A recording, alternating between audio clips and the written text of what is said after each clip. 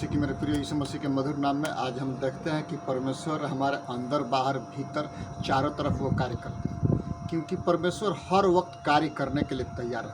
कब? जब हम अपने आप को परमेश्वर के हाथ में देते हैं तो परमेश्वर कार्य करते हैं। एक आयत हम पढ़ लेंगे, भजन संहिता 139 के 13 से 17 पद। भजन संहिता 139 अध्याय उसका 13 पद से 17 पद तक इस प्रकार से लिखा हुआ है। मेरे मन का स्वामी तो तू ही है, तूने मुझे माता के गर्भ में रचा। मैं तेरा धन्यवाद करूँगा, इसलिए कि मैं भयानक और अद्भुत रीति से रचा गया हूँ। तेरे काम तो आश्चर्य के हैं, मैं इसे भली भांति जानता हूँ। जब मैं गुप्त में बनाया जाता और पृथ्वी के नीचे स्थानों में रचा जाता था, तब मेरी हड्डियाँ तुझे छिपी न थी। तेरी आँखों ने मेरे बेडौल तत्वों को देखा है। मेरे सब अंग दिन प्रतिदिन बनते जाते थे, अंश अंश करके तेरी नज़र उस पर थी। मेरे प्रियो, इसमें दाऊद राजा कहते हैं कि मेरे मन का स्वामी तो तू है। जब मैं माता के गर्भ में था तब से आपने हमको रचा, बनाया और अपने कार्य के लिए बनाया कि हम तेरा स्तुति और प्रशंसा करें और किसी का नहीं। मेरे प्रियो, इसमें दाऊद राजा कहते हैं कि परमेश्वर हमारे अंदर बाहर दोनों तरफ से देखता है। ऐसा नहीं है कि परमेश्वर नहीं देखता। परमेश्वर स्वर्ग में रहता है और हम उसके चरणों पर रहते हैं। तो वो हर वक्त उसकी आंखें अपने बच्चों पर लगी रहती है कि मेरी संतान क्या क्या करती है। मेरे प्रियो, यदि आप पास्टर हैं या प्रचारक हैं या कोई भी XYZ है, यदि आप ये जानते हैं कि परमेश्वर आपको देखता है, आप कभी पाप नहीं करेंगे, क्योंकि परमेश्वर के संतान पाप करता ही नहीं, पाप पर पर्दा डाल देता है, क्योंकि प्रेम अनेक पापों को मिटा देता है। इसमें हम पढ़ते हैं भजन संहिता 139 के पूरे अध्याय के बीच में कि परमेश्वर का ज्ञान क्या, परमेश्वर का ज्ञान असीमित है।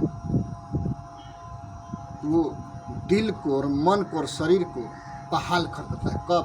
जब वो वचन हमारे जीवन में काम करता है तो हमारी आत्मा प्रफुल्लित होती है। जब हमारी आत्मा अंदर से मन खुश होता है तो हमारे शरीर पर मुस्कान आता है। एक बात हम बोलना चाहेंगे अपने प्रियजनों से, जितने लोग YouTube किसी भी ग्राम पर चलाते हो अपना चैनल, एक बात याद रखना, परमेश्वर आपको अपने कार्य के लिए इस्तेमाल करता है, न कि कमेंट देखने के लिए और मैसेज देखने के लिए। जितना टाइम आप मैसेज देखते हैं उतने टाइम में अपने प्रियजनों से बातचीत करेंगे, आत्मिकता के बारे में तो आगे बढ़ेंगे। ये नहीं बोलना कि हमको टाइम नहीं मिलता।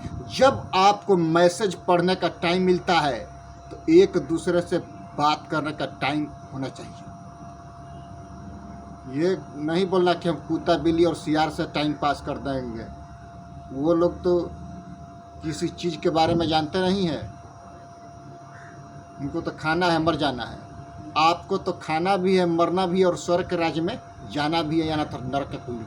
दो ही मार्ग है, एक तो जटिल मार्ग है और एक चौड़ा मार्ग है जो बहुत सारे लोग कूद कूद के और दौड़ दौड़ कर खुशी मनाते हुए झूमते हुए जाते हैं।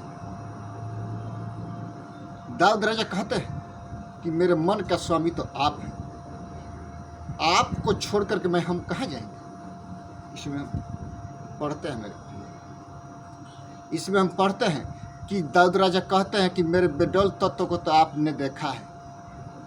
सृष्टि के पहले से ही हमको ठहराया था और चुना था, अपने कार्य के लिए इस्तेमाल करने के लिए हमको योजना बना कर रखे थे। परमेश्वर आपके लिए योजना बना के रखा है कि आप स्वर्ग के राज्य में जाएं, क्योंकि स्वर्ग में परमेश्वर आपके लिए घर तैयार किया है और आपका नाम लिखा है, कहीं वो कट ना जाए। इसमें हम पढ़ते हैं कि 16 पद में, तेरी आँखों ने मेरे बेडौल तत्व को देखा और मेरे सब अंग जो दिन प्रतिदिन बनते थे, रचे जाते थे, पहले से तेरी पुस्तक में लिखे हुए थे।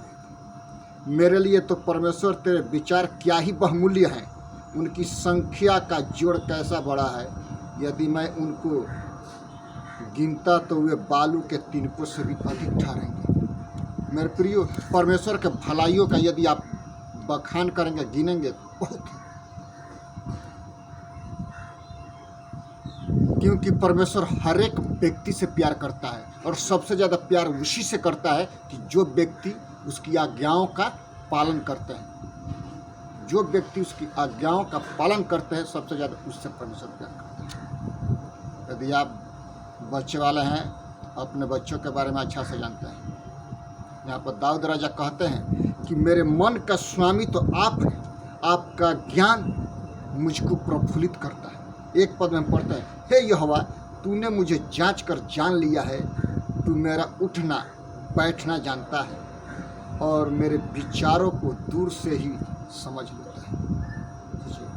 परमेश्वर हमको और आपको बनाया है, तो आपके विचार को वो स्वर्ग में बैठ करके जानता है। जिस प्रकार से यीशु मसीह के बारे में हम पढ़ते हैं कि यीशु मसीह के पास सदुकी फरीसी आए तो कहते हैं कि हे प्रभु, कैसर को कर देना उचित है या अनुचित है, देना चाहिए या नहीं देना चाहिए। यीशु मसीह कहते हैं कि एक सिक्का लेके आओ। तो सिक्का लेकर के सदुकी लोग यीशु मसीह को दिए। यीशु मसीह ने कहा कि इस पर किसका फोटो है, तो लोग छिला करके बोलते हैं कि कैसर का फोटो है। यीशु मसीह कहते हैं कि जो कैसर का है वो कैसर को दो और जो परमेश्वर का है वो परमेश्वर को। सरल भाषा में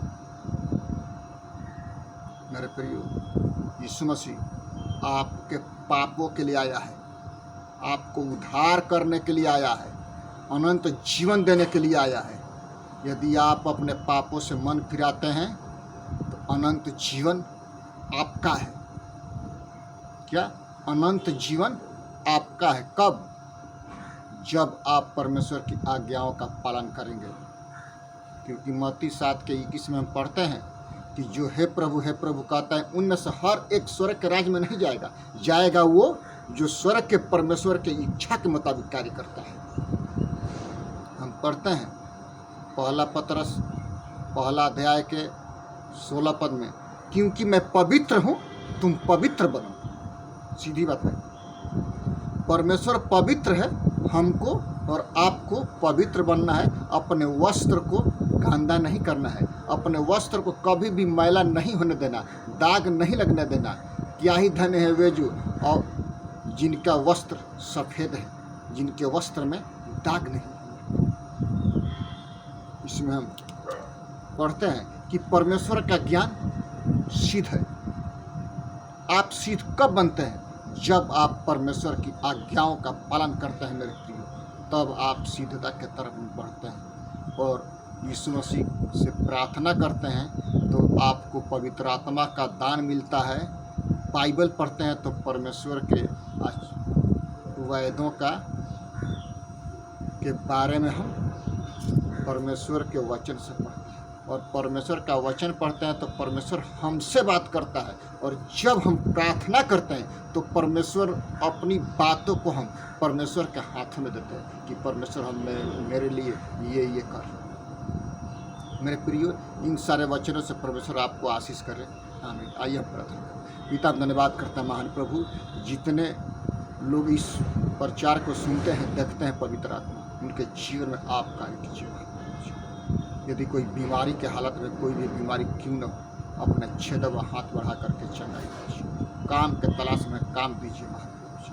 पूरे भारतवर्ष के शासन व्यवस्था को, इसराइल को आपके हाथों में देते आप आशीष कीजिए। पिता, हम प्रार्थना करते हैं जितने नए नए फ्रंट युद्ध के लिए खुलते हैं, पिता आप शांति कायम कीजिए, क्योंकि शांति का राजकुमार आप हैं महान प्रभु। मैं अपने आप को, अपने पूरे परिवार को, दोनों बच्चों को, मैडम को तेरे हाथों में देते हैं महान प्रभु। आप चलाइए पिता। महान प्रभु, हम प्रार्थना करते हैं जितने भाई बहन नए नए क्षेत्र में जाकर के प्रचार करते हैं, पिता उनके परिवारों के साथ उनको आशीष कीजिए। धन्यवाद करते हैं, सारा आदर महिमा आपको देते हैं। उद्धार करता प्रभु यीशु मसीह के नाम से मांगते हैं, आमीन। सबको जय मसीह की। मेरे प्रिय यीशु मसीह के मधुर नाम में आप मेरे और मेरे परिवार के लिए प्रार्थना कीजिएगा, अपनी प्रार्थनाओं में याद करिएगा। सबको जय मसीह की, यीशु के नाम।